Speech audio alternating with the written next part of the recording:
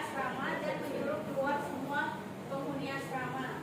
Dan didapatlah 23 orang yang diduga pelaku dan kemudian dibawa ke Mapolsek Abipura, Mapolsek Jaya Wijaya. Dan yang kedua didatangi yaitu asrama Yapen Waropen. Ini ada 4 orang yang dibawa ke Mapolsek. Sebelumnya ada 1 orang yang mencoba melarikan diri namun gagal karena tertangkap polisi dan tertembak di bagian kepala. Selanjutnya ada asrama mahasiswa Ilaga di Hamkei yaitu 14 orang. 14 orang dari asrama ini kemudian dibawa ke Mapolsek Abipura. Selanjutnya pihak kepolisian juga mendatangi kampung orang-orang Wamena di Abe Pantai dan terdapat 4 orang yang diduga pelaku dan dibawa ke Mapolsek Abipura.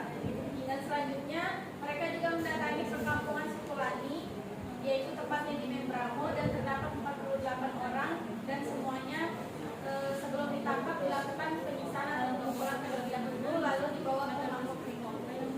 Selanjutnya di perkampungan Sukuyali tepatnya di Skyline itu ada 2 orang yang mencoba melarikan diri. Yang pertama yaitu ada Elvius Sumiak, dia mencoba melarikan diri namun gagal dan didapat oleh polisi dan tewas akibat tertembak di bagian kepala. Lalu adiknya yaitu Lilinya Sumiak berhasil ditangkap dan dibawa ke Mapolsek. Dan sebelum beberapa orang pelaku ini dibawa ke Mapolsek, mereka terlebih dahulu ditempatkan di Makobrimob, yang dimana Makobrimob ini diperlakukan secara penyiksaan secara tahunnya sebelum ditempatkan di Mapolsek.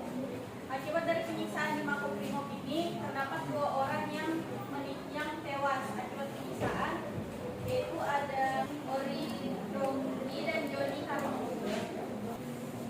Pada bulan Februari 2001, Komnas HAM membentuk KPPK yang menyimpulkan pada laporan terakhirnya bahwa peristiwa Abipura telah terjadi pelanggaran HAM yang dilakukan secara sistematis karena di peristiwa Abipura ini terjadi penyiksaan, penyerangan, penganiayaan, pembunuhan kilat, dan pembebasan fisik dan ditujukan kepada kelompok sipil sebagaimana yang diatur dalam Undang-Undang Nomor 20